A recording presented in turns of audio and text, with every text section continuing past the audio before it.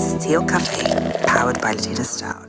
Welcome to Teal Café, powered by Latina Style. And I am joined here by Katie. Hello. Hello. Welcome. Thank Lovely you to have you. I'm excited to be here. I'm so excited because you're actually the first comedian. Oh, yay. The Latin comedian that I've actually met. So this is amazing. Oh, wow. I mean, there's a very small group of us in the UK. Perfect. Very small. Well, you're my first. Really excited to have you because really what I wanted to do was find out a little bit more about yourself. Obviously, you have an accent, so you were born in California. Yes. You've come to the UK, so you've been living here for a few years now. Yep, 5 years now. Exciting. What's the main difference you've kind of noticed between back home in Cali and being here in the UK as a Latina? I think definitely like Latin representation. I think like at home, everywhere you go is Latino. You know, in California, like everything, like the roads, the restaurants, it's basically like nowhere you go is like not Latin friendly, I guess, or like accessible. Whereas here it was like, whoa. Did you struggle to find, I guess, those places that you could kind of feel a little bit like home? Yes. I think I still struggle. I think it's taken me a really long time to, because I also feel like at home you hear Spanish everywhere. Like it's just normal. And whereas here, the first few years, if I heard Spanish, I'd be like, whoa, that's crazy. Yeah. It was really like rare for me. What is the sort of more common misconceptions that you find that Brits have against the Latinos or towards the Latino? I think it's just the ignorance, or just like not just no knowledge whatsoever. Like sometimes it's surprising, isn't it? Especially like in this day and age where you find that we're pretty much everywhere, you know, dominating football, dominating music charts, dominating pretty much the art world as well. Yeah. Comedy as well. Yeah. Yeah. I think they just like, there's a real lack of knowledge about the whole region. And also like what a Latino is. I think that people are like confused as to, I think they have if they do know about Latinos, or they think it's a specific type of person or a specific type of like skin tone, like look, like size, everything. And I think people are really like shocked when they find out that you can be, so many people can be Latino. Absolutely. What's, I guess, the common misconception that you get? Because I mean, most people don't think, like I have to tell people most of the time, unless I'm in certain settings where people are like, oh, she's not us. Like, I think that'll happen to me a lot, of people like, oh, you're different, but we don't know where that happens. Did you find that sometimes you're kind of privy to things that maybe if they had known, they would maybe kind of hide or not say in front of you?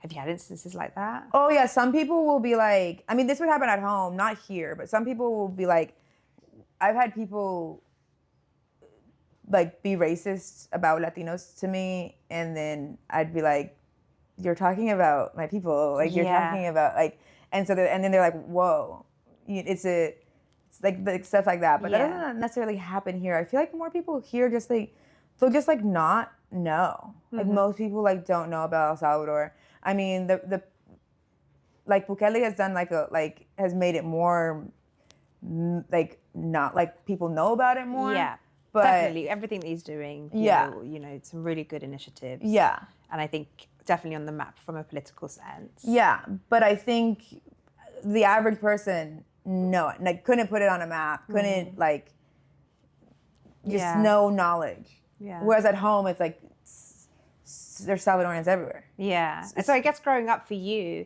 there wasn't necessarily, you had that duality because of your background. Yeah. But not sort of that, I guess, identity kind of search the way that maybe we do here, trying to understand being British and being Latino. Because I know we were speaking and you said you don't really have that, you're just Latino. Well, I think it was, I don't know, because I think when you're pale and then when you're mixed, I think it's you always will have the identity crisis. I also think like any first or second generation will have the crisis because there's that like ni de aquí ni de allá. Like it's always gonna be, that's just in our blood. We get it all the time. You know, and I'm Colombian, and they're like, oh no, so it's inglesa. Yeah. English where? Yeah. It's like this whole complex. I think though, growing up, I always super identified as Latina, and so I was always in like the Latinos Unidos club at school, and I think it was just like it was normal, and I think there were just like moments where you feel different, but still you're like.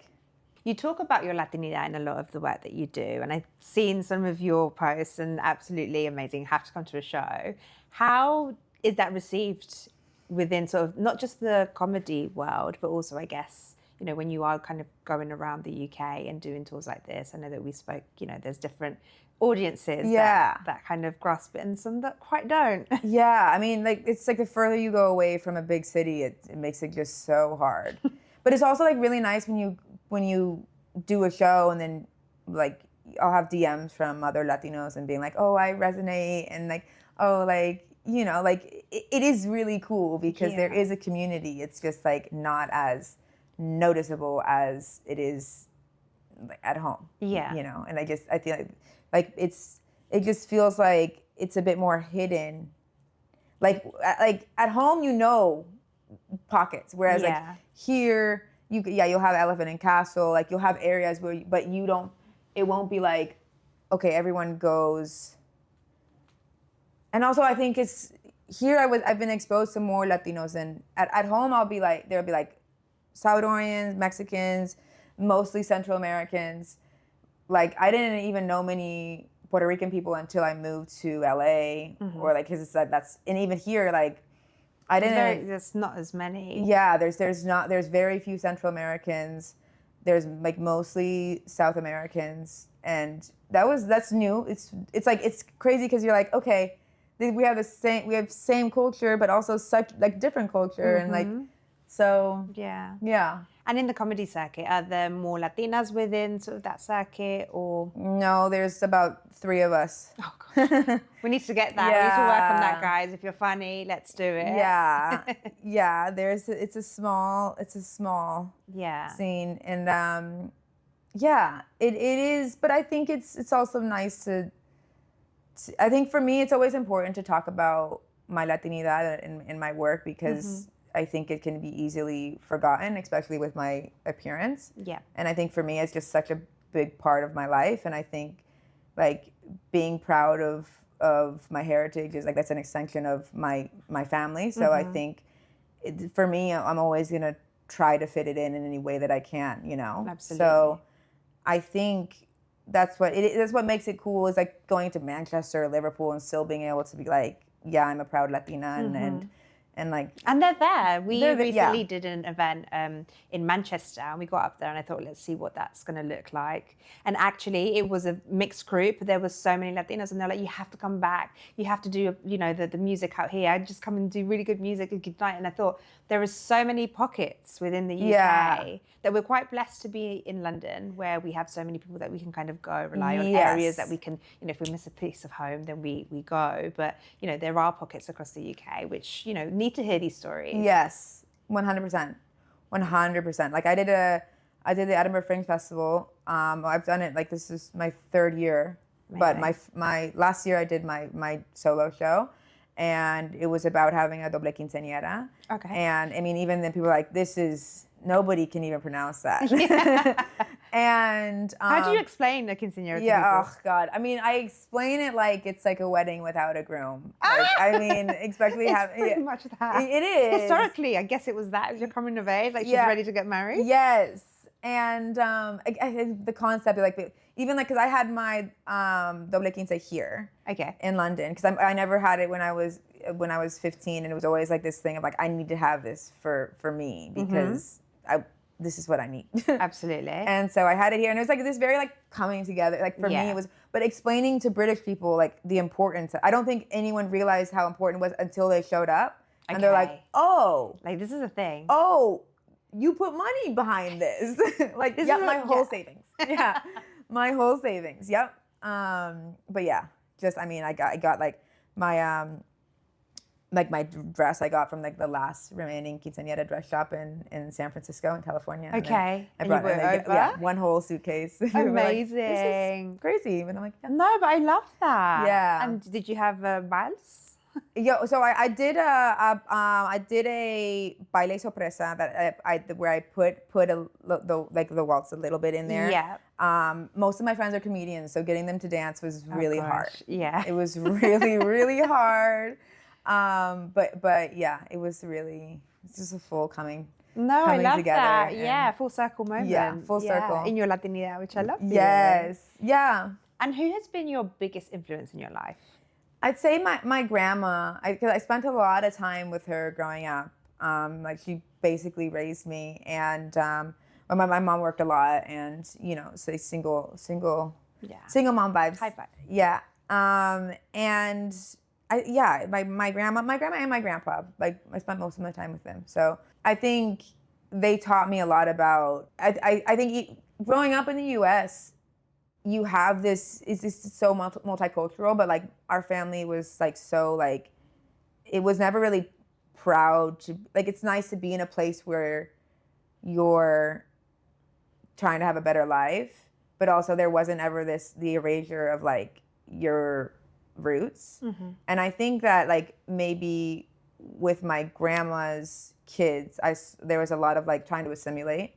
And so by the time like my grandma was raising me, I think there was more like pride in our background, you know. Mm-hmm. So I think that really instilled in me this like, okay, be proud of where you come from, and this is our community, and it's like, it's nice when you show interest as well, like even with like Spanish, like understand, like talking to my grandma in Spanish is like so different than in English, you know. Yeah. Like, so yeah, I'd say my grandma probably is the amazing. Mm-hmm. And just I guess in terms of you grew up with her, is there anything that you kind of carry with you that she kind of instilled in you that maybe helps you in your career, or even just moving over here? God, I mean, it's hard because her values are, she still wants me to be a secretary. And oh gosh, we were having this conversation. It's the same, like, yeah. Who's a secretary, Grandma? No one's a secretary. Like, but she did, like little things. I think just like being proud of who you are. Mm-hmm. I think that's like the biggest thing. Yeah. And I think that's something that I'll never, like my pride, like I think one time someone said like, you don't have to be so like loud as about being Latina. And I think that for me, it's like, yeah, I do, because that's an extension of her. Like, mm-hmm. Like, yeah. Absolutely. Is there anything that you'd pass on to next generations, or any advice that you'd give? Even from your story of, having that sort of duality. Yeah, I'd say being proud to be yourself, and also not conforming to what people think. I think because comedy is definitely not conforming. Yeah, it is, but it also can be conforming. Yeah. It's a whole journey. Mm-hmm. Sometimes you do what you think. Like there's sometimes where I'll be like, these people, I'll go be in Portsmouth, like you can't talk about being Latina. Because like sometimes like I'll be like, oh, I'm Latina. People will be like, what? It would be like, I've had like verbal, what is that? Like, and it'd be like, and I have to do 20 more minutes. Yeah. And I'm like, great, this is awful. How do you kind of pivot around that then? Because comedy is very sort of on the ball. You have obviously some things that you've worked on. Yeah. But when you get something like that, it really depends on the vibe. It really depends on also. There's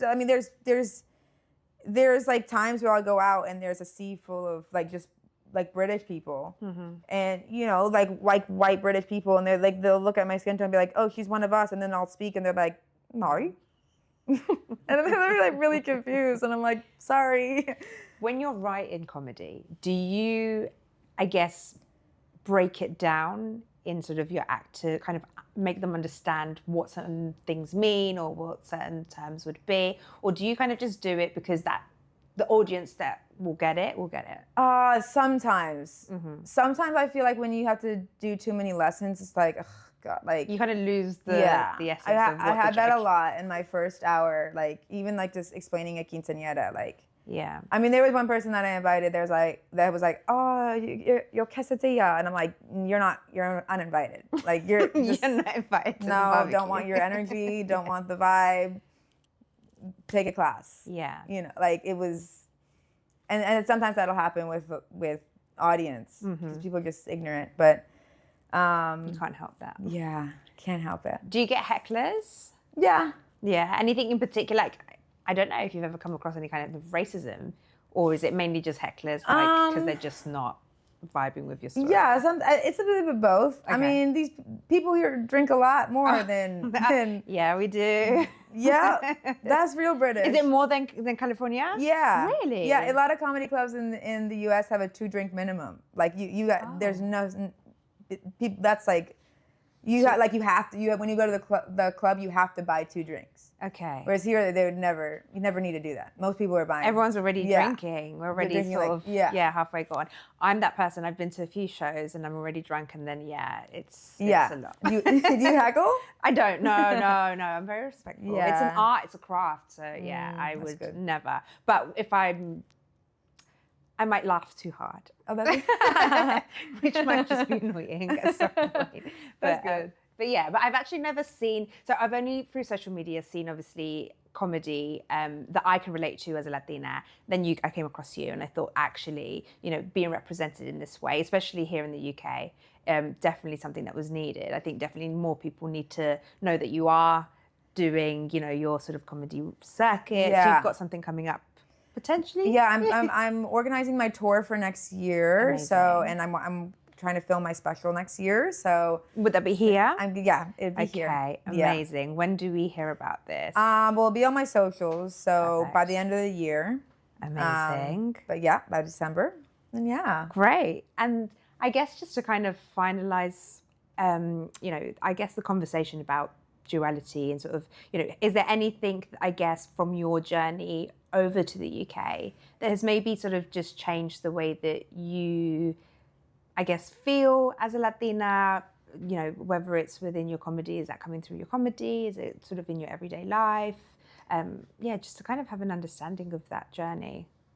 I think, no matter how far you are, just there's always ways to connect. Mm-hmm. And I think that's what's beautiful about the diaspora and being a part of the community. I think it's on one hand you can feel really alone, but on the other hand, there is a community, and they might not be from the same city, country, continent, but you can always have a kind of a home within the Latino community. And I think amazing. Yeah. And I guess where you are now, final question, is what advice would you give your 16-year-old self? 16-year-old self, I'd probably say give some of those guys a chance because it's pretty bleak. It's pretty bleak. Yeah. Honestly, let's not. 21-year-old me should have really been like, no, he's kind of nice. Yeah. I really messed that up. What else? It's bleak everywhere. Not just in the UK. But here it's particularly bleak. Really? Yeah. Oh my God. God. So there's no hope. There's no hope. It makes it so. This is the worst dating in the world. Yeah. I'd say. Oh really? I know that you travel a lot, so it's so bad. Damn. The thing, Latinos tell you if you're attractive. Here, you'll never know. You'll be with a guy 5 years. Yeah. You'll be like, they hated me the whole time. The whole time. I'm like, it's so they banter. I don't like it. Just tell me compliments. That's nice. American guys too. They'll compliment. Here it's like, oh God, it's a puzzle. Yeah. Okay. So it's bleak. Yeah. 16-year-old self. It's bleak everywhere. It's bleak everywhere. Thank you so much for coming on the show. I've absolutely enjoyed having you. It's been so fun. It's been great. And obviously next year, keep a lookout, everyone. We will be hearing from Katie soon. Yay. Thank you so much.